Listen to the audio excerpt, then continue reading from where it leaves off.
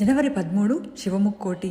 ఎంత విశేషమైన రోజు అంటే ఈరోజు మనకి ఆరుద్ర నక్షత్రము, సోమవారము అన్నీ కూడా కలిసి వచ్చాయి. పౌర్ణమి అన్నీ కూడా కలిసి వచ్చాయి. కష్టాలు అంటే ఏమిటి అనేది నెక్స్ట్ ఇయర్కి లేకుండా ఉంటుంది. ఈ రోజున పూజ చేస్తే ఏం చేయాలి అంటే, ముందుగా ఆరుద్ర నక్షత్రం చూసుకుందాం. మనకి 12వ తేదీ స్టార్ట్ అవుతుంది. అలాగే 13వ తేదీ ఉదయం 10:58 వరకు ఉంటుంది.